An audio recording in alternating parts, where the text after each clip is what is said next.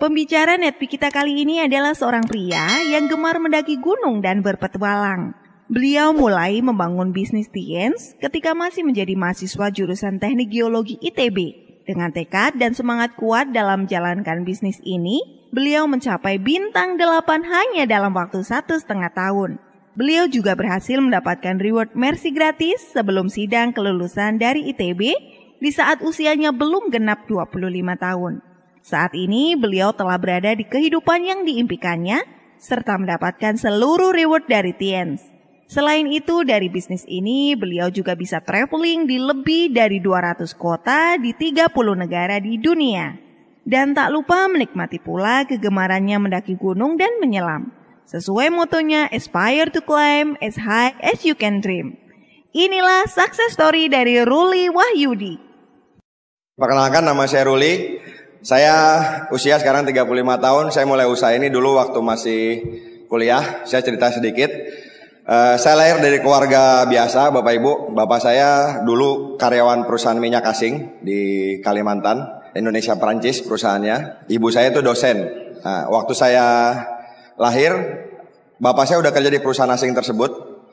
Jadi dulu kerjanya 2 minggu keluar pulau, bukan hanya keluar kota, terbang keluar pulau dari Jakarta. Jadi kerjanya 2 minggu. Nah, jadi umur saya sekarang 35, bapak saya baru pensiun sekitar 2 tahun lalu, pas umur saya 33. Artinya kan dari 32 tahun itu, 16 tahun gak ketemu keluarga, betul gak? Bisa dihitung ya, kan 2 minggu, kerjanya 2 minggu pergi, 2 minggu pulang. Nah, saya waktu kecil udah berpikiran gitu, pikiran anak kecil, saya mikir kayak bapak nih kayaknya kerjanya capek, pulang kayaknya banyak tekanan, sering gak ketemu kan, 2 minggu pergi aja gitu. Saya dulu mikir, gak pengen kerja seperti itu. Uangnya mungkin bisa punya, tapi waktunya gak ada. Jadi dari kecil saya udah mikir waktu itu, pengen punya satu usaha yang punya uang, punya waktu. Cuman saya gak kebayang apa gitu dari saya kecil. Nah, terus saya SD, SMP di Balikpapan, SD di Jakarta, SMP di Balikpapan, karena ikut orang tua. Terus SMA saya ke Bandung. Pilihannya kenapa Bandung? Udaranya dingin. Terus katanya cewek cantik-cantik Bapak Ibu ya. Di Bandung gitu kan. Ya udah, kita lulus SMA ke Bandung. Di Bandung saya kos. Anak kos itu kan enak.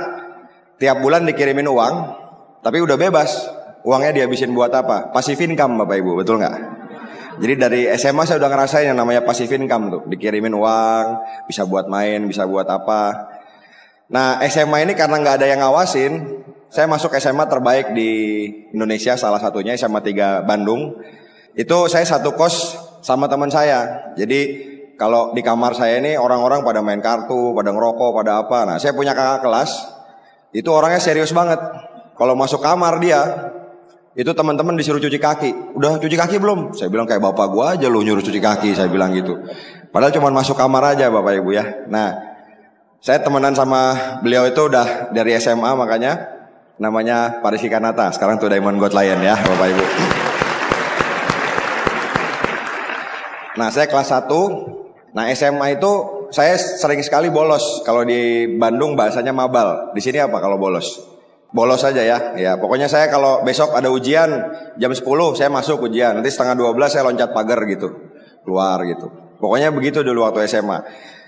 Nah, teman-teman bilang, "Kau mau jadi apa, Rul?" katanya. "Sekolah jarang, ujian aja, nanti gak naik kelas loh." Sebelum ada lagunya, saya udah bilang, "Tenang aja, insya Allah ada jalan." Saya bilang gitu Bapak Ibu ya. Sebelum lagunya keluar saya udah begitu dulu. Akhirnya saya naik kelas. Terus kelas 3, saya waktu itu juga mau masuk ke ITB kan. Di SMA saya itu satu kelas kurang lebih 50 orang. Itu sebagian besar sekitar 90%, 45 orang itu masuk kalau nggak ITB, kalau nggak Unpad, Universitas Negeri. Jadi emang kebawa budayanya seperti itu. Jadi kelas 3 walaupun kita jarang sekolah, makanya lingkungan tuh mempengaruhi. Makanya kita perlu bersyukur kita ada di lingkungan One Vision, lingkungan positif yang mempengaruhi kita untuk percaya bahwa mimpi-mimpi kita bisa terwujud, percaya bahwa kita diselilingi orang-orang sukses, dan lingkungan yang percaya Bapak Ibu bahwa siapapun kita, latar belakang apapun kita bisa sukses di usaha ini. Jadi tepuk tangan sekali lagi buat lingkungan One Vision. Nah, singkat cerita saya Waktu itu ujian masuk kampus juga saya malas-malesan. Terus anak-anak juga bilang, lu mau kuliah di mana lu? Gini. Akhirnya pengumuman kelulusan waktu itu masih di koran. Saya ingat sekali tuh, karena saya nggak banyak belajar, jadi saya ya deg-degan juga. Ternyata masuk di ITB Geologi. Kan teman-teman ada yang teriak-teriak kan, yes gitu. Saya karena nggak belajar, saya nggak enak sama teman yang lain kan. Saya lulus, jadi saya diem-diem aja. Saya duduk di pinggir trotoar, cuman alhamdulillah masuk ITB. Nah, akhirnya masuklah saya di ITB. Masuk ITB Bapak Ibu, wah luar biasa. Kuliahnya geologi. Jadi saya masuk kuliah waktu itu, biar Anda tahu background saya seperti apa. Nih kenapa saya ceritain, supaya Anda tidak lihat hasil akhirnya aja. Kalau Anda lihat tadi diamond, wah segala macam prestasi, terima villa. Mungkin Anda ngelihat ini emang orang hebat dulunya. Orang yang pandai komunikasi, pandai bergaul. Saya ceritain ke Anda apa adanya saya dulu seperti apa. Saya dulu masuk kuliah waktu kelas 3, kan milih jurusan. Di sini kan sama ya, milih jurusan ya. Saya nanya ke teman saya, jurusan yang jalan-jalan apaan sih? Yang banyak kuliahnya jalan-jalan, geologi. Ya udah saya pilih geologi. Jadi bukan berdasar mau kerja di sini, mau apa enggak, cuman saya main kuliah jalan-jalan gitu. Terus pilihan keduanya apa ya? Saya lihat langit. Belajar bintang seru kayaknya. Ya udah astronomi deh gitu. Jadi sesimpel itu saya milih kuliah loh. Nanti gimana ini? Saya bilang tenang aja. Insya Allah ada jalan, saya bilang gitu. Pokoknya gitu aja Bapak Ibu. Nah, waktu masuk Bapak Ibu, IP saya itu 3 Bapak Ibu. 2 semester. Jadi 1,2, 1,1 gitu. Kalau dilihat nilainya itu transkripnya seperti logat orang Makassar. Dede gitu Bapak Ibu. Sama D maksudnya kan. Dede gitu. Nah, terus dibilang lagi kan sama teman-teman, kuliah IP segitu 1, susah cari kerja. Minimal tuh 2,7 katanya. Gak mungkin kalau 1, tuh diterima kerja. Saya bilang, tenang aja. Insya Allah ada jalan. Saya bilang, gitu aja udah Bapak Ibu. Ya udah saya jalan terus kuliah. Nah, saya tuh banyak banget kejadian tabrakan. Entah kenapa SMP tuh saya udah tabrakan. Saya udah bawa mobil waktu SMP. Nyobain bawa mobil.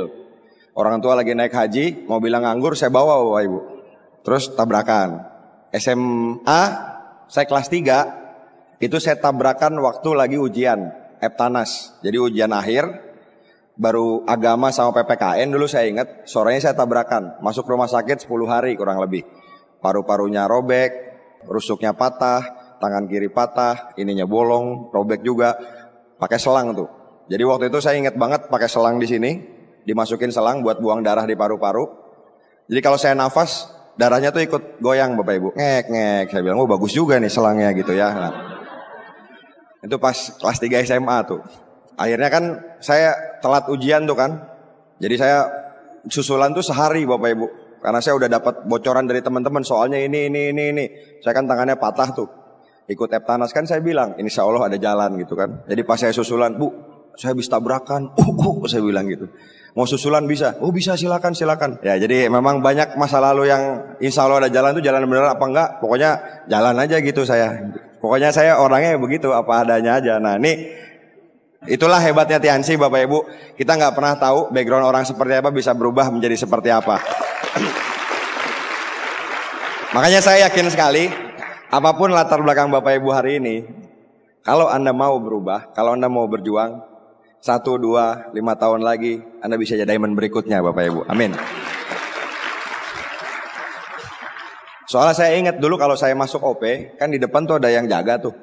Yang jaga tuh selalu ngeliatin saya gini, dari atas sampai bawah. Ini orang salah masuk apa enggak gitu kan. Mau masuk konser metal apa masuk pertemuan bisnis gitu. Nah ini saya zaman dulu. Udah kita lanjut lagi ya. Akhirnya saya waktu di ITB itu, tadi Pak Rizky tuh nanya nomor telepon. Karena dia nggak nanya, saya yang nanya. Saya bilang, apaan sih? Ada bisnis, bagus pokoknya kata dia gitu. Kita datang ke kosan, dijelasin sama Pak Rizky waktu itu. Ini bisnis, kita kerjain, akumulasi. Tiansi ini bisa dapat BMW sedan digambarin. Saya waktu ngeliat gitu, terus terang nggak termotivasi saya, karena saya nggak suka naik sedan. Kan kalau naik sedan tuh ada polisi tidur ngerem gitu kan, ada lubang berhenti dulu gitu. Kalau naik mobil tinggi kan hajar aja gitu. Jadi saya sukanya naik mobil yang tinggi-tinggi. Nah, tapi pas Pak Rizky bilang, kita bisa passive income, bebas uang, bebas waktu, jalan-jalan keliling dunia. Saya langsung, wah ini dia nih yang saya cari-cari, saya bilang gitu. Saya bilang sama Pak Rizky, tenang Ki, ini nih, gua pasti join, saya bilang gitu. Wah pokoknya ngomongnya semangat banget ya. Tapi Bapak Ibu, berbulan-bulan setelah ngomong itu, saya nggak join-join Bapak Ibu. Saya pokoknya menghindari segala macam cara Pak Rizky follow up saya. Saya udah tahu pas dia nelpon pasti ngomongin Tiansi. Kan beliau ini orangnya keras, saya juga keras gitu ya. Jadi sempet saya ingat satu momen dia nelpon bilang gini, Li gimana itu bisnis Tiansi? Kayaknya nggak dulu deh, nggak jadi. Kenapa kata dia? Gue mau buka bisnis VCD aja. VCD bajakan tuh kan murah, tinggal 2 juta dapat banyak, disewa-sewain. Lu ngapain bisnis VCD kata Pak Rizky gitu. Ya biarin duit-duit gue mau bisa apa terserah gue, saya bilang gitu kan. Ya di telepon aja berdebat Bapak Ibu, kebayang nggak? Pokoknya tiap dia nelpon tuh saya ngindar. Wah segala macam cara. Kalau nggak di telepon tuh, kan dulu zaman roaming kan. Roaming Ki mahal, habis pulsa. Padahal nggak roaming. Atau dia telepon pura-pura ada suara-suara aja, diketin ke TV. Apa nggak kedengeran? Padahal mas sebenarnya kedengeran Bapak Ibu. Pura-pura aja saya menghindar gitu. Nah sampai satu hari, satu sore, memang izinnya Tuhan bisa bertemu gitu. Nah Bapak Ibu percaya dulu nggak bahwa di dunia ini semua terjadi atas izin Tuhan, betul? Setuju ya? Termasuk Bapak Ibu hadir ke sini, itu kan izin Tuhan, betul nggak? Kalau nggak diizinin hadir, bisa aja mau berangkat yang punya istri atau suami anaknya sakit, atau suaminya nggak ngizinin, sudahlah Bu, nggak usah berangkat, di rumah aja hari Minggu, bisa nggak? Bisa kemungkinan itu terjadi. Atau ya, naik motor bannya kempes. Yang Anda yang mahasiswa nggak boleh sama orang tua. Pokoknya segala kemungkinan bisa terjadi. Anda nggak hadir di sini, tapi itu Anda sudah hadir. Artinya sudah diizinkan sama Tuhan buat hadir di sini, buat ketemu sama kita. Bener kan? Nah, jadi waktu itu saya ingat banget Pak Rizky itu lewat. Jadi saya nongkrong di tempat SMA saya. Itu tempat nongkrongan favorit alumni SMA 3. Walaupun udah kuliah, nongkrongnya di situ. Saya kan tahu mobil dia tuh warna hitam, Daihatsu kalau nggak salah ya. Itu lewat. Saya bilang, wah mati, saya bilang si Rizky nih. Saya lagi nih Bapak Ibu, set gitu kan.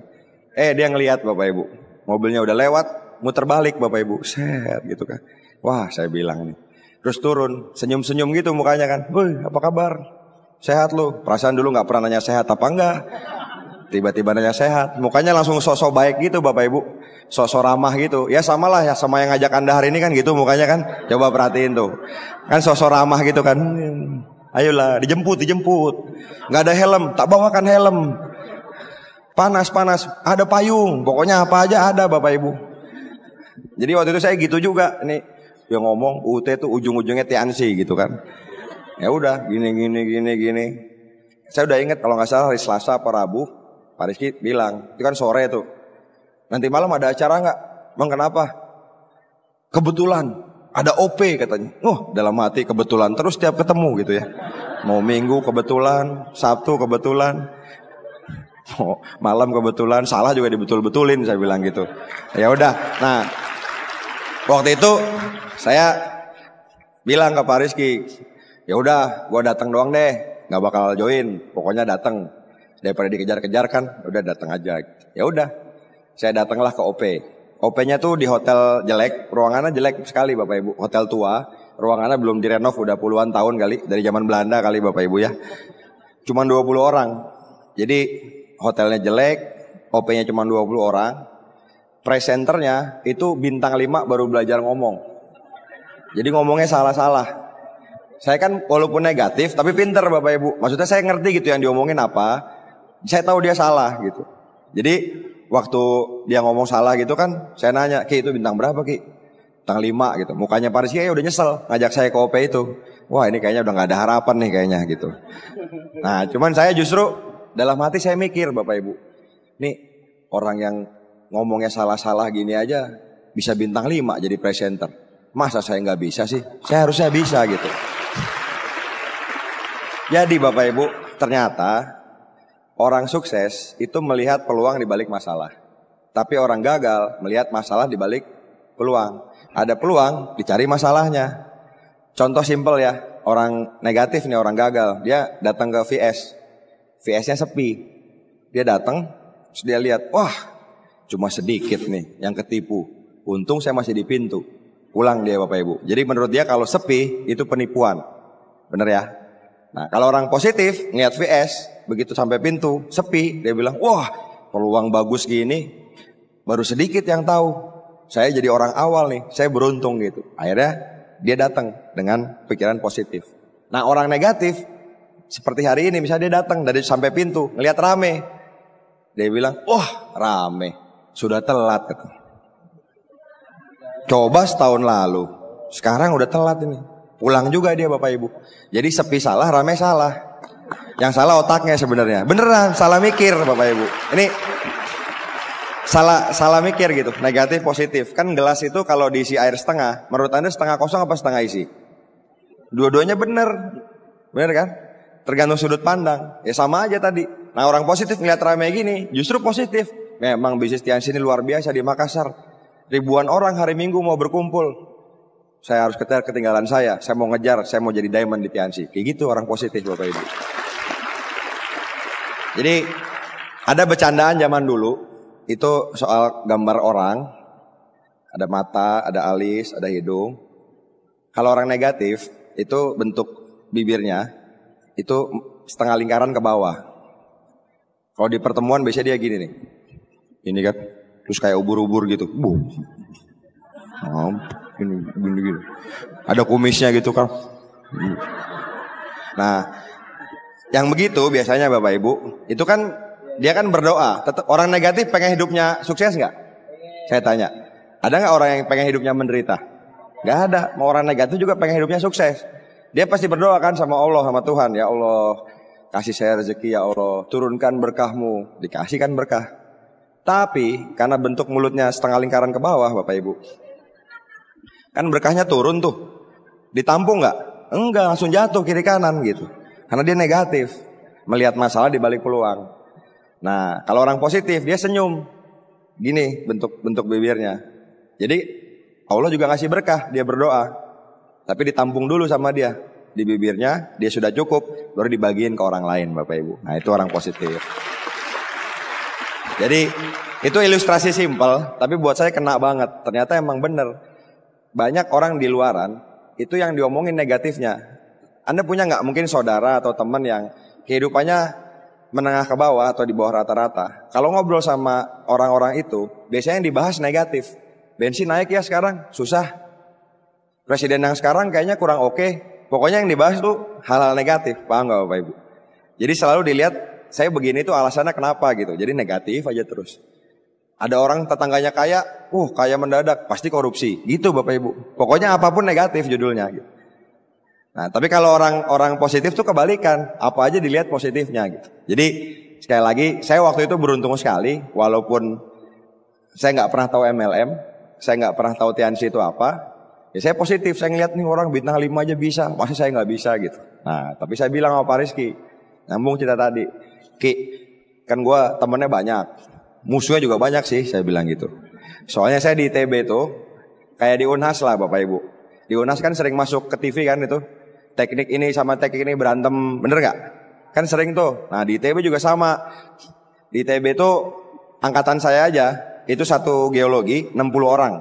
Dari 60 itu wanitanya 4. Bentuknya mirip cowok juga sebenarnya Bapak Ibu. Jadi sebenarnya ya kita gitu, wah gak ada kerjaan ngapain, pacaran gak bisa, udah berantem lah gitu. Nah seringnya saya yang disuruh jadi provokator sama senior. Senior saya nyuruh gitu, udah lu sama geodesi biar ada kerjaan, ngapain kita berantem kek? Ngapain jadi? Udah ke geodesi aja. Terus ya udah dibikin ribut aja. Ya udah saya di geodesi Bapak Ibu, saya gondrong gitu kayak tadi. Kehimpunannya saya teriak, "Woi!" gitu. Ada yang keluar satu kan. Saya nggak tahu itu siapa. Langsung saya tabok aja Bapak Ibu. Wah, awas lo ya gitu. Udah. Pokoknya mengibarkan bendera perang aja Bapak Ibu. Biar ada kerjaan kita gitu. Anda kebayang nggak? Saya dulu kayak gitu orangnya. Terus pernah saya berantem sama jurusan lain juga, ketahuan dosen, terus saya dipanggil ke rektorat, dipanggil di sidang gitu. Habis itu keluar seminggu surat skorsing, bawahnya dicabut status mahasiswa 1 semester. Pas baca, alhamdulillah libur 6 bulan, saya bilang gitu kan. Kan positif Bapak Ibu ya, libur resmi nih saya bilang gitu. Jadi dulu saya kayak gitu waktu kuliah ya, kerjaannya gitulah, berantem gitu. Makanya pas saya ditawarin Tiansi, saya langsung positif. Karena saya ngelihat, wah ini salah satu jalan nih buat saya sukses. Cuman waktu itu saya kan nggak teachable. Saya bilang sama Pak Rizky kan, Ki, gue pokoknya pakai cara gue lah. Karena gini, terus terang, waktu datang ke OP, pertama kali saya tuh nggak nyaman Bapak Ibu. Nggak nyamannya sama apa? Saya kan orangnya tadi gitu kan, gondrong, pakai celana jean, jarang dicuci celana jeannya. Kalau udah gatel di sininya, selangkangannya gitu gatel, wah ini udah enak berarti gitu kan. Udah 2 minggu pakai. Nah pas di OP ngeliat orang pakai jas, pakai dasi, dikit-dikit applause buat ini, wah applause buat ini, apa applause saya bilang gitu, kenal juga enggak. Jadi pokoknya dulu tuh nggak nyaman sama saya, apa suasana itu nggak nyaman, dikit-dikit tepuk tangan, dikit-dikit tepuk tangan. Tapi waktu itu saya ngelihat visinya, orang kan bisa berubah karena visi gitu, hasil akhirnya bisa kelihatan, karena satu informasi itu bisa berubah. Saya waktu itu ngelihat kalau emang setahun 2 tahun bisa punya passive income yang menghasilkan puluhan juta, kenapa enggak? Toh yang saya nggak nyaman juga bukan hal negatif, betul nggak? Bukan hal negatif kok, pakai jas, pakai dasi biasa aja gitu. Jadi waktu itu saya ngelihat, ya udah deh, saya jalanin Tiansi, tapi saya nggak mau ikut OP. Terus saya ingat Pak Rizky bilang, ya udah jalan aja gitu. Ya udah, saya 3 bulan, Pak Rizky itu udah mau bintang 6 Bapak Ibu, 3 bulan tuh, udah mau bintang 6, saya 3 bulan, alhamdulillah. Nggak ada yang join satupun Bapak Ibu. Bintang 3 solo karir Bapak Ibu. Ke stokis saya bolak-balik sampai di Bandung tuh hafal tukang stokisnya tuh. Ada yang join Rul? Enggak, brosur habis. Saya bilang sini mau dibagiin gitu. Pokoknya saya bagi brosur apa, nggak ada yang join. Karena dulu saya ngindarin Pak Rizky, teman-teman saya juga bilang gitu. Gampang lah join, ntar lah. Saya telepon nggak ada yang diangkat. Saya pikir-pikir nih saya gara-gara negatif kena balasannya nih gitu. Makanya Anda yang negatif jangan kelamaan Bapak Ibu. Ntar kalau join lama juga dapat downline-nya. Nah, itu cerita sedikit ya awalnya. Waktu itu dapat downline pertama itu di rumah sakit. Jadi ini ITB, ada rumah sakit Boromius, tempat saya dirawat waktu tabrakan itu. Teman saya itu angkatannya Pak Rizky, sakit pneumotorak parsial. Jadi paru-parunya ada pengempesan. Waktu ditengokin itu dia jalan ke WC aja dipapah. Jadi mesti digandeng gitu untuk ke WC. Saya bilang, ada produk bagus, brur. Kalau orang geologi itu panggilannya bukan bro, bahasa Belanda, brur. Brur, ada produk bagus brur. Nih, Mooncort saya bilang. Dulu Cordyceps ya namanya. Pokoknya lu minum bagus buat paru-paru. Kan namanya orang baru semangat kan nggak ngerti. Orang saya belajar batu disuruh jualan kalsium, jualan suplemen. Kebayang nggak? Jadi yang penting semangat aja dulu. Terus dia bilang, ya udah gue coba. Beli dia kalsium sama Mooncort. Besoknya dia telepon. Gue habis minum itu sesek katanya. Saya bilang. Terus kalau gue mati awas lo ya katanya. Saya agak deg-degan juga Bapak Ibu waktu di telepon gitu. Itu orang Makassar juga sebetulnya, kebetulan tuh yang temannya Paris gitu. Saya pas gitu, gila kalau mati gimana nih, kan nggak paham gitu kan Bapak Ibu. Tapi akhirnya alhamdulillah besoknya 2-3 hari setelah dia minum itu, yang tadinya dia di rumah sakit bisa keluar, terus bisa main bola Bapak Ibu di kampus. Jadi si kampus tuh heboh. Lu perasaan kemarin di rumah sakit, kok udah bisa main bola? Iya minum produk dari si Ruli gitu. Dari situlah kesaksian pertama dari Tiansi itu. Nah gimana ceritanya? Saya kan 3 bulan gak dapat downline. Saya tanya deh, ada gak yang udah join 3 bulan gak dapat downline? Kayak zaman sekarang gak ada deh. Ada gak? Kalau ada juga angkat tangannya malu. Ada tuh 1, 2. Kalau ada juga gini, malu gitu kan. Nah intinya tidak setiap orang sukses mungkin startnya semuanya bagus. Nah saya cuma nunjukin, saya juga sekarang One Diamond. Dulu juga startnya gak mulus-mulus amat. Bahkan cenderung buruk gitu startnya. Kayak Valentino Rossi Bapak Ibu. Valentino Rossi kan startnya selalu urutan ke 17, 18. Tapi kalau Anda konsisten, lama-lama Anda bisa jadi nomor 1 juga. Akhirnya, waktu itu saya ingat, saya datang diajak lagi ke OP yang kedua. Jadi waktu itu Pak Rizky follow up saya lagi. Dia telepon, dia bilang gini, Li, datang lagi yuk ke OP. Kan lu udah lama, perkembangannya juga lambat. Saya udah malas waktu itu, terus terang saya agak, gimana ya, saya pikir saya gak nyaman. Dan lingkungannya membuat saya tidak nyaman, saya datang malas. Tapi saya mikir satu hal waktu itu gini. Kalau di Unhas misalnya, ada mahasiswa kuliah. Kira-kira mahasiswa yang kuliah itu ada yang lulusnya cepat nggak? Ada yang cum laude? Ada yang drop out nggak? Ada juga. Ada yang cepat, ada yang lambat, ada yang dikeluarkan gitu, berhenti kuliah. Kira-kira kalau ada yang drop out, yang salah kampusnya apa mahasiswanya? Mahasiswanya. Cuman banyak sayang orang menyalahkan semuanya kecuali dirinya. Kenapa DO? Dosen saya nggak betul gitu. Jadi saya drop out. Nah waktu itu saya mikir Tiansi ini kayak kuliah aja. Kalau Pak Rizky bintang 6, kenapa saya masih bintang 3? Yang salah Tiansi apa sayanya? Saya aja kan gitu. Jadi saya mikir gitu. Ya udah saya datang lagi ke OP. Nah, saya ingat betul momen itu. OP kedua yang saya hadirin sudah cukup rame, mungkin sekitar 150 orang. MC-nya waktu itu manggil, kita panggil bintang 5. Nah, saya ingat betul waktu itu di bintang 5 udah pernah naik. Terakhir tuh udah tua Bapak Ibu. Naiknya juga lambat gitu kan. Gemeteran. Terus dia berdiri paling ujung sini, kiri. MC kan ngasih mic dari sana ya. Nama latar belakang gitu. Nah, begitu sampai ke nenek ini, dia begini. Perkenalkan, nama saya Kristina. Saya tukang lotek. Kalau saya aja bisa bintang 5, sudah 70 tahun. Masa anda nggak bisa? Katanya. Wah Bapak Ibu, saya waktu dengar itu Bapak Ibu, itu kayak dipanah-panah ini saya, celup gitu. Dalam hati, wah luar biasa nih nenek ini ya. Akhirnya saya setelah itu, saya benar-benar presentasi banyak sekali. Mungkin sebulan saya ketemu 100 orang lebih di bis ini. Yang penting kita kerjain dulu di awal. Kita yang bangun momentum. Seperti hukum gravitasi. Hukum gravitasi itu kan hukumnya Tuhan, yang gak mungkin kita tolak. Konsep awal tuh yang penting banyak. Orang biasa menjalankan bisnisnya gila-gilaan, hasilnya juga gila Bapak Ibu. Tapi orang hebat menjalankan bisnis standar-standar aja, hasilnya standar juga. Karena di sini kita main kuantitas di awal. Ya udah, saya waktu itu ngejelasin aja. Jadi dari 100 yang nolak 70 orang waktu itu. Tapi saya nggak pikirin yang 70 orang, karena 30 orang udah join dan bikin saya naik peringkat setiap bulan waktu itu. Saya bintang 4, bintang 5, naik bintang 6. Saya ingat sekali waktu bintang 6 tahun 2003 awal, bonus saya bintang 6 itu 7 juta waktu itu. Saya ingat ngasih tahu ke Pak Rizky, bonus gua nih. Dan itu belum transfer, saya belum punya rekening bank waktu itu. Jadi saya ngambil ke stokis, uang sendiri gitu ya. Kan belum pernah punya uang sebanyak itu, hasil sendiri. Terus Anda bayangin tahun itu bensin masih 1000. Jadi dulu uang 100 masih ada harganya tuh, tahun 2003 waktu itu. Saya waktu itu naik motor, pulang ke kampus, uangnya taruh di tas. Sambil naik motor, saya nengok belakang terus. Uangnya masih ada nggak ya? Ada yang ngambil nggak ya gitu. Saking apa ya rasanya gila nih dapat uang segini gitu. Anda kebayang nggak maksudnya Bapak Ibu? Jadi waktu itu saya benar-benar euforia gitu. Wah gila ini bisnis luar biasa gitu. Saya bisa bayar kuliah sendiri waktu itu.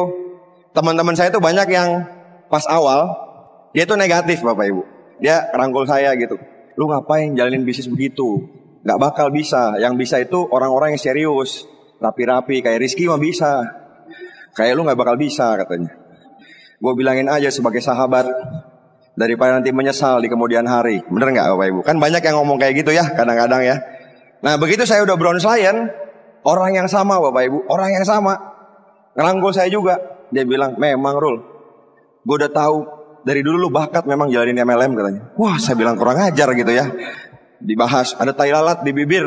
Saya gak tahu sini apa sini, saya lupa ya. Itu tandanya pinter ngomong. Memang lu bakat di MLM.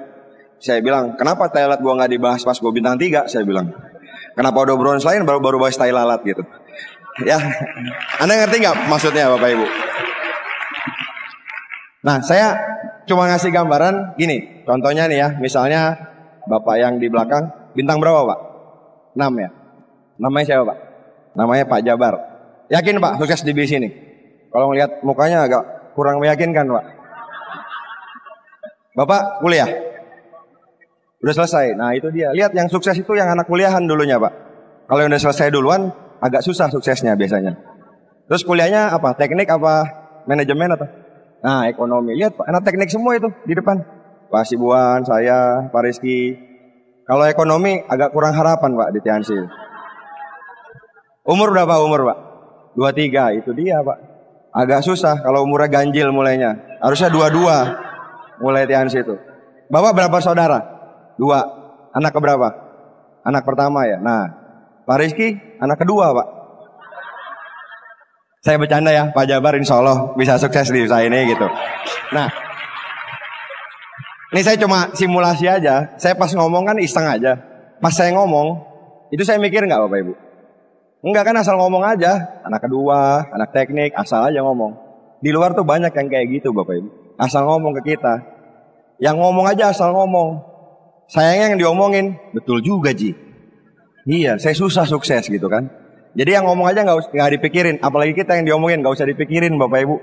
Gitu kira-kira. Jadi saya waktu jalanin usaha ini ya udah gitu aja, nggak mikir. Saya presentasi aja kemana-mana, presentasi. Saya mulai bintang 6 itu, saya ingat banyak teman saya tuh bilang, masih muda, umur 20-an, santai lah, masa tiap ada kosong presentasi, Sabtu Minggu seminar, masih muda bro, santai lah gitu. Akhirnya teman-teman saya ini sekarang, semenjak saya bronze line, silver line, banyak yang kerja di Jakarta. Saya sering WhatsApp, BBM gitu, saya isengin. By the way, saya sama teman-teman saya yang negatif, nggak pernah musuhan Bapak Ibu. Maksudnya nggak pernah dinegatifin, awas lu ya, dapat BBM gue tabrak gitu. Saya nggak pernah kayak gitu Bapak Ibu. Karena saya merasa ya ini pilihan aja, cuman saya kuat di pilihan saya gitu. Jangan sampai kita kepengaruh. Karena orang-orang yang kalau kita nggak musuhin, kita nggak pernah tahu momen apa yang membuat dia ntar join atau butuh produk gitu. Kalau udah musuhan kan dia butuh produk, belinya ke orang lain, betul nggak? Jadi saya sama teman saya sering saya isengin doang. Sekarang, woi bro, ngopi yuk hari Senin gitu. Kapan? Ntar jam 10 pagi. Wah kerja kata dia. Ya udah besok ya. Oke katanya. Besok saya ajak lagi. Ayo ngopi. Jam berapa? Ntar jam 2 siang. Wah kerja gitu. Saya bilang, kita masih muda bro gitu. Banyak ohnya. Kan dirit kan sama dia, dirit oh. Masa kerja banyak amat, Senin, Selasa, Rabu, Kamis, Jumat, Sabtu, saya bilang. Banyak amat kerjanya, santai bro, saya bilang gitu, banyak ohnya gitu. Saya isengin Bapak Ibu. Kalau gitu saya anggap pilihan aja Bapak Ibu. Kadang-kadang digituin tuh ada yang apa ya, gimana kena gitu. Jadi sekali lagi buat saya, ketika saya mulai jalanin bisnis ini, omongan orang apa aja justru saya jadiin semangat gitu. Kan kalau kita diomongin orang, tergantung respon kita, betul nggak? Mau menerima atau enggak? Kalau dia bilang, lu nggak bisa. Kalau kita benar-benar yakin kita nggak bisa, akhirnya kita kan confirm omongan dia benar. Kita jadi mengkonfirmasi gitu. Oh, berarti benar omongan dia. Kalau saya nggak berdebat gitu, iyain aja. Udahlah, kalau teman doain aja sukses. Ketika saya sukses kan banyak omongannya beda lagi. Cuman memang dasarnya kalau orang negatif, memang negatif aja Bapak Ibu. Kan dulu saya kalau ditolak temen, lu nggak bisa lah sukses di TNC kan gitu. Tapi sekarang temen yang nolak, ya memang lu udah bakat. Kalau lu bisa, kalau gua nggak bisa. Kan intinya negatif gitu, paham nggak Bapak Ibu? Jadi sebenarnya ya kalau orang negatif mah tetap aja akan ada gitu. Nah saya ingat sekali, saya bintang 5, 6, nyambung lagi ya. 7 saya mulai bangun luar kota. Saya ingat sama Pak Rizky dulu, kayaknya satu-satunya yang membangun awal dan memang kenal sebelum TNC itu saya sama Pak Rizky itu. Saya sama Pak Rizky ya, yang memang kenal dari SMA gitu. Nah, jadi saya bintang 7, saya ingat sama Pak Rizky itu naik bis ke Lampung. Naik bis Damri dari Bandung ke Lampung itu kan nyebrang pulau. Itu kalau bayar di atas, itu harganya 110 ribuan dulu. Tapi kalau bayar di atas, maksudnya bayar ilegal. Jadi penumpang ilegal nyetop di jalan 70 ribu. Jadi hemat lumayan 40 ribuan. Nah saya sama Pak Rizky sering dulu. Pak Rizky bintang 8, saya bintang 6 tuh nyetop di jalan. Pinggir jalan, ada tempat kosong kita duduk aja di situ. Nah seringnya di pelabuhan, pas nyebrang Jawa ke Merak ke Bakahuni, ke Lampung, itu ada pemeriksaan. Pemeriksaan penumpang gelap Bapak Ibu. Kan kita ini penumpang gelap berdua kan nggak pakai tiket, bayarnya ke kondektur langsung. Jadi waktu itu kondekturnya bilang, ada pemeriksaan, ngumpet ya di sebelah WC gitu. Jadi di belakang tuh ada WC bis, ada korden. Kita jongkok berdua gitu, cengar-cengir gitu. Kita sekarang proses gitu kan. Nanti kita dapat BMW luar negeri, wah segala macam gitu. Kalau Anda ngelihat dua mahasiswa, satu gondrong, satu rapi begitu, terus ngomong gua ketawa-ketawa sebelah WC, ngomongin BMW, ngomongin keluar negeri, kan pasti ini orang gila berdua gitu kan. Nah, tapi yang diomongin itu Bapak Ibu, nggak lama loh, setahun, 2 tahun, 3 tahun itu terwujud Bapak Ibu. Itulah keindahan usaha ini. Saya nggak takut kerja keras. Dari awal saya tahu TNC, pas Pak Rizky nawarin setahun, 2 tahun bisa freedom, punya penghasilan puluhan juta, passive income, saya udah tahu bakal kerja keras. Karena faktanya Bapak Ibu, kalau Anda di universitas terbaik pun, kalaupun lulusan dari situ, Anda lulus kuliah, langsung mau kerja, kira-kira langsung besar nggak gajinya? Pertanyaannya, enggak kan? Tergantung UMR biasanya. Kalaupun besar, ya nggak besar-besar amat. Jadi maksudnya gini loh, Anda bisa nggak lulus kuliah, IP-nya 4, terus ngelamar bilang, Pak, saya kan IP-nya 4, saya dari kampus terbaik. Saya minta gaji dong Pak, langsung 40 juta sebulan. Kira-kira susah apa mustahil? Masih mustahil Bapak Ibu. Tahun kedua Anda kerja, Anda bilang ke bos, bos saya nginep lah di kantor, gak usah pulang, saya kerja melebihi target. Tapi tahun kedua minta gaji 40 juta sebulan. Susah apa mustahil? Masih lebih ke mustahil sebenarnya. 2 tahun gaji 40 juta. Banyak orang puluhan tahun baru settle itu di umur 35-40. Settle tuh ya income-nya udah puluhan juta, punya rumah miliaran, punya mobil. Itu udah settle di umur 35-40. Nah di Tiansi ditawarin bisa dapat kondisi itu setahun, 2 tahun, 3 tahun. Nah waktu ditawarin itu saya udah tahu bakal kerja keras. Jadi Anda mesti fair sama bisnis ini. Maksudnya banyak orang tuh nggak fair sama Tiansi. Baru join seminggu, mana? Katanya dapat motor, baru juga seminggu Bapak Ibu. Banyak orang kerja bertahun-tahun motor juga masih cicil. Bener loh. Jadi mesti fair sama usaha ini. Saya waktu itu ditawarin Tiansi, saya udah tahu hasilnya seperti ini. Saya bakal kerja keras. Banyak orang kalau ditanya, siapa mau BMW? Saya. Siapa mau presentasi? Dia. Jadi cuman mau hasilnya, tapi nggak mau kerjanya gitu. Ya saya ngasih gambaran aja ke Anda gitu. Saya suka ngomong ke teman-teman yang model keras-keras dulu, yang di kampus yang preman-preman gitu. Berantem aja berani, masa prestasi nggak berani, saya bilang gitu. Di Makassar kan banyak orang yang keras-keras kan Bapak Ibu ya. Gondrong, liatin orang apa kau? Gitu kan. Begitu ngeliat prospek, kau aja yang presentasi lah gitu ya. Cuman sangarnya kalau ini Bapak Ibu. Jadi saya cuma ngasih gambaran, ya prosesnya mesti Anda lewatin juga. Presentasi, follow up, itu mesti kita lewatin. Dan indahnya usaha ini, itu kayak naik gunung. Saya ini kalau naik gunung zaman sekarang, saya masih terakhir naik gunung ke Kinabalu. Saya pernah ke Everest 2013, itu sendirian. Saya dari Indonesia sendirian loh. Ke sana ketemu orang Jerman, ketemu mana, kenalan, ngobrol, naik gitu.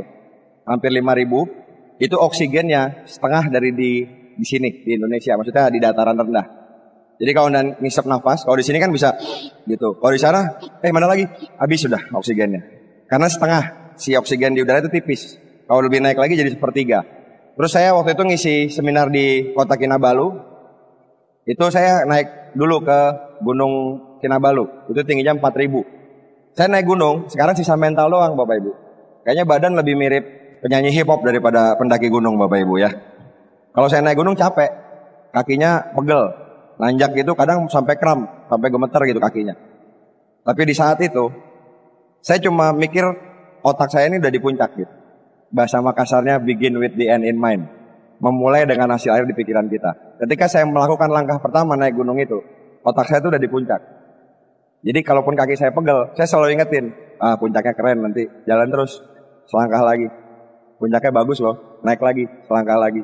Capek gitu kan, kakinya lecet, ya boleh buka di Tensoplas dulu, tapi pakai lagi sepatunya, naik lagi. Jadi kalau naik gunung buat saya bukan bertarung sama gunungnya, tapi sama diri sendiri. Sama aja usaha ini Bapak Ibu. Anda bintang 4, 5, 6, 7, bronze dan seterusnya.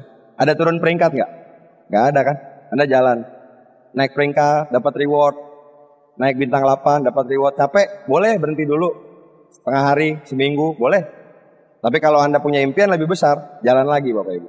Jalan lagi, jalan lagi, jalan lagi. Nanti ada saatnya Anda sampai garis finish. Dan Anda jadi pemenang dan semua menghargai Bapak Ibu. Dan salah satu keindahan usaha ini, siapapun, ingat ya, siapapun, Bapak Ibu yang sampai garis finish, itu dihargai. Beda dengan perlombaan di luaran sana. Sekarang kan lagi olimpiade, betul? Olimpiade ada cabang atletik, lari.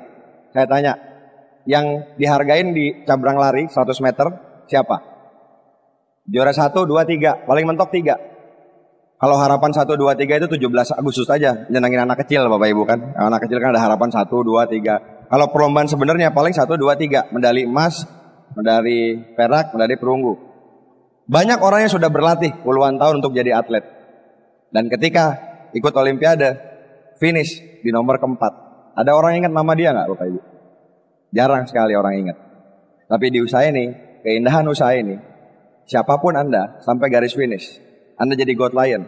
Mau 2 tahun, 3 tahun, 5 tahun, 10 tahun, orang tetap menghargai Bapak Ibu. Siapapun Anda, berapa lama pun. Saya baru punya anak, usianya setahun lebih. Waktu lahiran itu di rumah sakit di Bandung. Itu junior suite kelasnya, disuruh Pak Rizky sama Pak Naga di situ aja, ya udah. Saya di kelas itu. Itu ruangan lahirannya Bapak Ibu. Segede ruangan OP. Bisa masuk 150 orang lah kira-kira. Jadi pas saya masuk, bisa OP nih di sini gitu. Gede banget Bapak Ibu. Beneran. WC-nya 2. Pokoknya besar banget deh. Nah, pas proses lahirannya ternyata harus sesar. Nah, susternya ngomong gitu kan. Pak, harus sesar Pak. Gini. Biayanya lumayan. Saya ngomong simpel aja. Gak apa-apa sus. Habis berapa aja bebas. Nah, pas ngomong itu tuh enak banget Bapak Ibu. Habis berapa aja bebas gitu. Banyak orang kan gak punya pilihan itu. Banyak seorang bapak, anaknya lulus SMA, cukup pinter, mau masuk ke dokteran. Pak, saya masuk ke dokteran.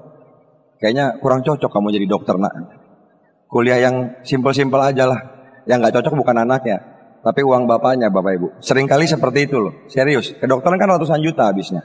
Jadi sekali lagi, di usaha ini, kalau Anda berhasil, bukan hanya Anda yang bisa senang, banyak nilai-nilai yang sebenarnya tersembunyi gitu. Yang nanti Anda akan rasain kalau Anda berhasil. Bebas waktu, bebas uang. Nah, setelah saya diamond, saya banyak banget keliling dunia. Dan banyak negara saya kunjungin berkali-kali. Saya ke Jepang 3 kali, ke South Africa 2 kali, ke Amerika 3 kali, ke Eropa 3 kali, ke Vietnam banyak. Paspor saya tuh kalau dibuka banyak banget capnya Bapak Ibu, tebal gitu. Paspor saya kayaknya 3 tahun cuma 1 Pak capnya Pak. Asia Tenggara lagi katanya. Cuma tanda tangan doang gitu. Makanya luar biasa Bapak Ibu, kehidupan seorang diamond itu luar biasa. Dan sekali lagi, insya Allah apa yang saya sharingin, bukan saya mau ria atau mau sombong, enggak, insya Allah enggak. Karena apa yang saya sharingin ini masa depan Bapak Ibu. Percaya itu masa depan Bapak Ibu. Karena jalan kita sama, kita di Tianxi, nggak ada bedanya. Kalau Anda ngelihat, yang di depan begitu luar biasa, itu makanya saya liatin foto saya dulu, pas gondrong gimbal tadi. Supaya Anda ingat gitu, saya dulu tuh kayak gimana gitu. Nah ini sedikit sebagian dari itu, saya di South Africa, saya di Liberty, ini saya di Grand Canyon di Amerika. Nah ini waktu di Yosemite. Ini pas saya turun mobil, saya ngelihat ada gunung, salju, pohon. Saya bilang, kayak di Windows saya bilang. Saya serasa di laptop. Anda kalau buka laptop, kan backgroundnya kan kayak gini kan, wallpapernya gunung, pohon gitu kan. Saya bilang, kayak di laptop nih, seru banget gitu. Jadi, asik banget Bapak Ibu. Ini di San Francisco, ini salah satu jembatan yang dibangun dengan impian. Jadi ini dibangun 1932, arsiteknya bilang mau ngubungin 2 pulau. Saya pernah jalanin jembatan ini hampir 1 jam loh baru nyampe. Jauh banget jembatannya nih. Tahun 32 dibangun, orang bilang nggak mungkin besi bisa hubungin gitu pulau. Tapi orangnya ngotot, kekuatan impian, jadilah Golden Gate. Tapi Bapak Ibu, Golden Gate ini salah satu tempat bunuh diri favorit di dunia. Anda cari aja di YouTube, tulis suicide gitu, Golden Gate. Banyak orang lagi jadi turis gitu, bikin kamera, bikin video. Ada yang loncat gitu, loncat beneran. Sampai air, lehernya patah, tangannya patah, terus tenggelam. Beneran kejadian. Karena mungkin banyak orang di sana punya uang, tapi tidak dapat aspek yang lain. Sehingga mungkin rasanya hampa gitu. Nah saya bersyukur sekali di sini kita punya Crown Life, kita punya support system yang mengajarkan kita keseimbangan dalam hidup, uang, waktu, keluarga, sosial dan spiritual Bapak Ibu. Jadi insya Allah kalau 5-5-nya seimbang, kita akan bahagia. Setuju ya? Tapi saya ingetin lagi, saya pernah baca di buku tuh, kalimatnya dalam menurut saya. Untuk mencapai keseimbangan dalam hidup. Jadi uang punya, waktu punya, keluarga oke, kesehatan oke, spiritual bagus. Anda harus melewati ketidakseimbangan. Jadi untuk sampai ke sana, ketika Anda berjuang, hidup Anda nggak seimbang pasti. Saya sering kali dulu presentasi di kafe di Bandung. Klub saya Barcelona dari dulu. Lagi La Liga di sebelah, lagi nobar. Saya home meeting di ujung sini. Saya baru jelasin, di sana teriak, gol gitu. Kan saya pengen lihat siapa yang ngegolin. Ngintip-ngintip gitu. Tapi dalam hati, udahlah, saya presentasi aja. Saya ngelewatin prosesnya, saya tunda zona kenyamanan. Dan suatu hari saya bakal nonton langsung di Barcelona. Gitu Bapak Ibu. Harus berani kayak gitu. Saya belajar banyak di Jepang tuh, etos kerjanya orang Jepang. Di Jepang tuh luar biasa. Saya naik Shinkansen sama Pak Rizky berapa kali, saya juga naik sendiri. Itu kecepatannya benar-benar sampai 400 lebih kilometer per jam. Dan ketika keretanya itu jalan, itu nggak kelihatan Bapak Ibu. Saya pernah di stasiun, keretanya lewat nggak berhenti, samar-samar saking cepatnya. Dan kereta itu terbang di atas rel. Kalau di Indonesia juga sering terbang di atas rel, tapi nggak balik lagi Bapak Ibu. Keretanya kebalik gitu ya. Luar biasa etos kerja orang Jepang gitu. Dan sekali lagi kita di sini, saya percaya siapapun dari Anda, insya Allah kalau Anda berjuang, setiap dari Bapak Ibu kan punya kisahnya masing-masing, ceritanya masing-masing. Ini di Kinabalu, di 4.000 km, ini di Turki. Nah ini salah satu aset saya. Sekarang aset saya kalau di total mungkin udah belasan miliar, saya nggak tahu tepatnya berapa. Contoh tanah ini saya beli dulu 1.000 meter sekitar 1, berapa, semeter masih 1 juta lebih. Sekarang mungkin semeter 3-4 juta, jadi udah sekitar 5 miliar nilai tanah ini 1.000 meter. Ini Mercy dari Tianxi, saya juga suka motor gede, itu motor BMW. Saya beli juga motor BMW 650 cc. Ini saya latihan nembak sama Kopassus, beneran sama Kopassus. Tembakannya itu sniper, harga tembakannya 200 juta Bapak Ibu, seharga mobil. Emang asli tembakan sniper, kesasarannya 1 kilometer di seberang. Belajar nembak target, jangan goyang, fokus gitu. Sama Kopassus. Nah ini villa saya di Lembang, punya villa kemarin juga disewa. Ya lumayan uang sewanya Bapak Ibu. Ini saya bilang saya hobi banget naik sepeda sekarang, salah satu ya hobi baru. Sepedanya ini rakit-rakit, ya habisnya sekitar 25 jutaan harga sepedanya gitu. Jadi orang kadang-kadang nggak ngeh, sepeda tuh lucu, harga 100 juta sampai 20 juta sampai 5 juta nggak kelihatan gitu. Tapi pas naik baru kerasa nikmatnya. Itu mobil Mini Cooper. Nah ini waktu saya mau nikah, ini pas apa ya, lamaran. Waktu saya nikah teman-teman bilang gitu, lu nikah juga ya, gue kirain membelah diri katanya gitu. Dikirain amuba gitu.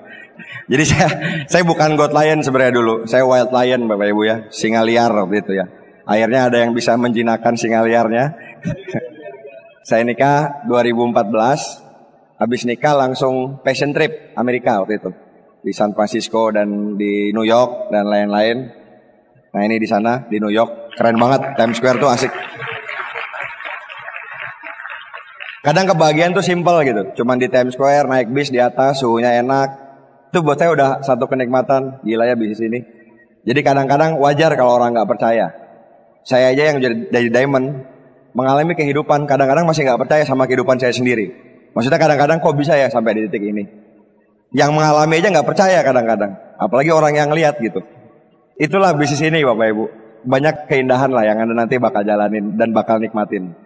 Ini di Barcelona, saya 3 kali kesini. Nah ini waktu 2 tahun lalu, saya extend sama beberapa orang dari Indonesia. Ini semuanya gak ada yang bisa bahasa Inggris, gak ada yang bisa bahasa Spanyol. Jadi saya jadi tour leadernya Bapak Ibu, dadakan tour leader. Nonton Barcelona lawan Atletico Madrid. Waktu pertandingan itu Barcelona juara Liga. Jadi saya nonton pas Messi ngegolin, pas Barcelona juara. Dan saya ingat momen-momen waktu saya prestasi di kafe. Orang-orang nobar saya presentasi, pas itu saya ketawa sendiri gitu. Gila ya, dulu saya gak nonton bola berapa lama, sekarang nonton langsung di stadion gitu. Jadi sekali lagi, beranilah tunda zona nyaman. Buat Bapak Ibu yang masih muda, berani tunda zona nyaman Bapak Ibu. Dan Anda perlu bersyukur tahu Tianxi di usia muda. Apalagi yang masih 20-an, siapa yang di bawah 25 sekarang umurnya? Kan banyak kan? Nah kebayang gak betapa bersyukurnya Anda nantinya? Kalaupun Anda disukses di sini lama, 5 tahun baru jadi goat lion, 10 tahun, masih muda gak? Masih muda loh. Dan kalaupun Anda harus berjuang, di bawah 25 tahun ya emang saatnya Anda berjuang. Kapan lagi kalau gak sekarang? Bener gak Bapak Ibu? Jadi buat yang muda-muda ya Anda syukurin, Anda tahu di Tianxi masih muda. Ya buat yang sudah berumur juga Anda syukurin, Anda tahu Tianxi masih ada umur Bapak Ibu. Kan selalu ada yang bisa disyukurin Bapak Ibu ya, betul gak? Lihat positifnya aja Bapak Ibu. Ini waktu saya jadi speaker di acara Tianxi terakhir, konvensi di Tianjin. Waktu itu terima villa, saya tuh ke bank sengaja Bapak Ibu. Datang kan, saya mau buka rekening dolar. Waktu itu kan masih ditransfer dolar. Buat apa Pak? Saya dari Tianxi Mbak. Tianxi itu apa? MLM Mbak, multi level marketing. Oh gitu ya katanya. Sengaja saya gitu. Begitu duitnya masuk, banyak juga ya Pak duitnya. Iya Mbak, dari MLM. Luar biasa ya. Akhirnya biasanya gitu tellernya beli produk, beli kalsium, beli apa gitu. Jadi sekali lagi profesi kita, kalau kitanya pede, nanti akan jadi luar biasa Batu. Jangan minder sama profesi kita.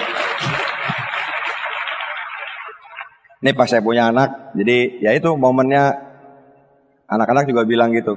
Waktu itu saya ingat banget, Pak Naga aja ngomong gitu. Pas saya bilang, Pak, si istri saya hamil. Bentar. Gue bayangin dulu jadi bapak katanya. Mau ketawa-ketawa Pak Naga ya, bercandain gitu. Ternyata ya pas anak lahir itu luar biasa rasanya, bisa punya keturunan. Dan alhamdulillah ya sehat-sehat juga. Kemarin anak saya tuh udah ke Inggris, udah ke Spanyol, udah keliling beberapa negara loh Bapak Ibu. Paspornya udah banyak capnya. Jangan kalah sama anak 1 tahun Bapak Ibu. Dia udah ke berapa stadion. Belajar jalannya kemarin di Stamford Bridge. Ih beneran nanti ada fotonya kalau nggak percaya. Tuh, ini di Stamford Bridge nih, di Chelsea. Belajar jalan, ayo nak jalan gitu. Jatuh juga kan nggak sakit. Rumput Chelsea Bapak Ibu ya, gitu. Kalau saya bahas banyak hal tadi, itu kan banyaknya materi ya. Saya termotivasi sama itu. Tapi buat saya ada satu titik di mana saya ngerasa segini udah cukup buat saya waktu itu. Buat kebutuhan saya itu udah berlebih. Yang membuat saya semangat bukan saya mau ngejar materi lebih lagi, enggak. Tapi saya bisa lebih banyak bantu orang. Gedein aja. Ini nenek saya. Saya cerita dikit, cilin dikit. Nenek saya ini tinggal sama saya dari saya waktu lahir. Jadi saya manggilnya Mbah, orang Jawa. Soalnya kan nenek saya orang Jawa Timur. Saya manggilnya Mbah, dia tinggal sama saya dari saya sebelum lahir. Jadi waktu saya kecil ibu saya dosen ngajar di Universitas Indonesia. Sering malam tuh saya digendong nenek saya. Katanya sering disusuin walaupun gak keluar susunya Bapak Ibu ya. Jadi saya dekat sama nenek saya itu dekat. Nah, waktu saya join Tiansi, nenek saya masuk rumah sakit, sakit jantung, umur 83, terus koma. Saya kasih waktu itu Buncort sama kalsium lewat sondenya. Anda lihat orang koma pernah nggak? Pakai selang dari hidung, saya campur air, saya masukin lewat sondenya. Dia makan kan dari hidungnya itu, sonde masuk ke sini. Alhamdulillah 2 hari siuman, umurnya sampai 91. Jadi meninggalnya 2011. Belum lama ini. Saya minta doanya semoga arwahnya diampuni dosanya dan diterima pahalanya. Amin. Terima kasih. Nah, saya dekat sekali sama nenek saya ini. Tinggalnya kan serumah. Saya sering banget ngomong waktu awal saya bintang 5, bintang 6. Saya bilang gini, Mbah, doain ya Mbah, mau dapat Mercy. Nanti Mbah jalan-jalan sama saya, naik Mercy. Sering kali saya pulang ke rumah jam 11, 12 malam, jam 1 pagi, suara udah habis presentasi, habis kuliah terus presentasi. Saya masih bintang 7, bintang 8. Terus nenek saya ini belum tidur. Saya cium tangan gitu kan. Terus dia ngomong dengan mulut yang udah tua, udah 90 tahun. Dia ngomong bahasa Jawa. Endi Mercy-ne katanya. Mana Mercy-nya? Omongan itu Bapak Ibu udah cukup bikin saya semangat lagi untuk berjuang besok, untuk ketemu prospek, untuk ngalamin penolakan. Saya udah gak peduli gitu. Kalau Anda kurang power, kurang semangat, cobalah bikin janji sama orang terdekat Anda. Saya waktu itu bilang, doain ya Mbah, dapat Mercy gitu. Dan alhamdulillah, saya ingat banget waktu saya dapat Mercy di Jakarta tahun 2007, saya ambil mobilnya. Kebetulan yang bisa nenek saya aja waktu itu. Bapak ibu saya nggak bisa. Saya ajakin ke Jakarta, ke dealer Mercy. Terus dibukain pintu kan, salesnya bawa, masih plastikan semua. Dan masuk ke mobil Mercy itu, saya cuman ngajak dia naik tol keliling Jakarta, cuman bayar 7.000 apa 8.000 gitu. Naik tol, muterin Jakarta gitu. Saya pegang tangannya udah keriput gitu. Seneng Bah, seneng, bagus ya mobilnya gitu. Dan momen itu Bapak Ibu, sampai detik ini, itu masih saya ingat Bapak Ibu. Momen dimana nenek saya seneng banget naik mobil Mercy, keliling, cuman keliling Jakarta. Saya cuma ngasih tahu ke Bapak Ibu, hari ini kalau Anda berhasil di Tiansi, bukan hanya uangnya, bukan hanya mobilnya, bukan hanya motornya, tapi ketika Anda dapat mobil, Anda bisa melihat anak Anda yang mungkin hari ini kepanasan. Anda ajak naik motor, di belakang kepanasan, kehujanan, Anda bisa lihat anak Anda Bapak Ibu di mobil, kena AC bisa tidur, jalan sama Anda tapi tidur. Dan ketika Anda lihat anak Anda di situ Bapak Ibu, mungkin Anda langsung nangis terharu. Nilai-nilai seperti itu Anda bisa perjuangkan di sini sebenarnya. Kalau orang bilang usaha ini hanya uang, orang itu nggak ngerti usaha ini. Saya punya grup di Aceh, umurnya masih 24. sekarang Bronze Lion. Di satu acara, grup saya ini ngasih kejutan buat orang tuanya. Di akhir acara, orang tuanya dipanggil ke panggung. Sudah dibelikan tiket umroh untuk orang tuanya. Dan orang tuanya di panggung langsung luar biasa, merasa terharu gitu. Umur masih 24 Bapak Ibu. Saya cerita ini buat kasih gambaran ke Anda. Apa impian Anda? Apa yang Anda mau perjuangkan? Apa yang bikin hati Anda bergetar? Saya nggak tahu. Anda sendiri yang tahu. Dan berapa nilai itu Bapak Ibu? Berapa nilai impian Anda itu? Ini waktu jadi pembicara seminar di Tangerang. Saya ngajak nenek saya sama ibu saya naik panggung. Udah tua, udah 90 tahun. Jalannya udah susah, saya ajak naik panggung. Anda lihat mukanya Bapak Ibu. Ngelihat anaknya yang dulu bandel, begajulan, sering tabrakan, gondrong, masa depan yang gak tahu jadi apaan, bisa jadi pemenang di bis ini, bisa bikin bangga banyak orang. Senyum itu buat saya nilainya lebih dari berapa kali pun saya ditolak. 50 kali saya ditolak, nilainya lebih. 100 kali saya ditolak, nilainya lebih. Senyum itu buat saya nilainya lebih dari penolakan apapun. Orang mau ngomong apa, saya gak peduli. Karena saya tahu saya berjuang untuk senyum ibu saya, bapak saya, keluarga saya. Sekarang untuk senyum istri saya sama anak saya. Jadi Anda ambil nilai itu buat bisnis ini. Ketika Anda berjuang, bukan sekedar uang, saya lagi. Banyak nilai-nilai yang tersembunyi di balik itu. Ini waktu nenek saya meninggal di Madura, di makamnya di Madura, di Sumenep, di kota santri di Sumenep. Walaupun saya udah ngelewatin banyak momen bahagia sama nenek saya, tetap aja sedih Bapak Ibu. Dan hari ini kita nggak pernah tahu. Anda yang punya orang tua, Anda punya anak, punya istri, kita nggak tahu siapa yang waktunya habis duluan, betul? Kita nggak pernah tahu Bapak Ibu. Kemarin ada analogi bagus banget. Hidup kita ini kayak kertas. Ini start, ini finish.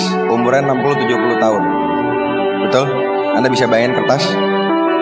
Dipotong waktu tidur sepertiga hilang. Betul? Cuman sekertas ini. Kalau udah usia 70 ke atas juga gak produktif. Dipotong lagi, dipotong lagi. Banyak potongan Bapak Ibu. Untuk ibadah, untuk makan. Jadi waktu produktif kita cuma segini. Orang sukses sama orang gagal, waktunya sama 24 jam. Sama aja, gak ada yang berbeda. Makanya saya minta kita sama-sama maksimalkan waktu kita. Sebelum salah satu orang terdekat kita waktunya sampai. Kita gak pernah tahu kapan soalnya. Lagu ini lagu perjuangan. Ini lagi dari film Last Mohican. Lagu ini Anda konversi ke diri Anda. Apa yang membuat Anda nangis tadi, Anda konversi ke semangat. Semangat berjuang. Karena Anda mau nangis seember pun, mohon maaf, kalau Anda tidak berjuang, itu tidak akan terwujud. Mohon maaf Bapak Ibu. Rasain darah ini mengalir dengan semangat Bapak Ibu. Semua yang Anda pikir itu mengalir dalam diri Anda. Mulai detik ini Anda berjuang di Tiansi, bukan hanya sekedar presentasi follow up, tapi Anda berjuang untuk masa depan Anda Bapak Ibu. Anda berjuang untuk impian. Anda berjuang untuk masa depan Bapak Ibu. Ketika Anda berjuang, Anda ingat untuk apa Anda berjuang. Dan saya rasa Bapak Ibu, Allah akan suka dengan seorang laki-laki yang berjuang naik motor kehujanan. Mau presentasi orang kehujanan Bapak Ibu, tapi di otaknya dia mau bahagiain istri sama anaknya. Allah akan insya Allah buka jalan perjuangan seorang ibu. Dia mungkin ninggalin anaknya sebentar, anaknya nangis, tapi di otaknya ingin memberikan yang terbaik buat anaknya. Insya Allah akan dibukakan jalan Bapak Ibu. Saya hanya menyampaikan apa yang jadi keindahan usaha ini buat Bapak Ibu, supaya Anda lebih paham bahwa usaha ini jauh di luar uang dan waktu aja. Banyak hal yang bisa Anda dapatkan. Hari ini Bapak Ibu, Saya cerita sekali lagi bukan bermaksud ria. Ini Anda lihat foto saya dan orang tua saya di South Africa. Bapak saya hari ini sudah pensiun, udah 2 tahun lalu. Uang pensiunnya juga cukup banyak, udah gak butuh masukan dari saya juga. Ibu saya kebetulan dari dosen jadi hakim agung di Jakarta, jadi pejabat setingkat menteri. Secara finansial juga gak butuh support dari saya. Jadi alhamdulillah saya akhir-akhir ini keluarga saya secara finansial udah mulai bagus. Tapi hari ini saya ingat, setiap saya ngajak orang tua saya ini ke South Africa, passion trip, kemarin ke UK, ke Spanyol, saya ngeliat muka mereka tuh saya happy banget Bapak Ibu. Dan saya selalu ketika ngeliat muka mereka tidur di bis, jalan-jalan, fotoin dong Li. Saya fotoin Bapak Ibu saya di sana Bapak Ibu. Pas saya motoin saya ingat, buat ini saya berjuang, bukan buat yang lain.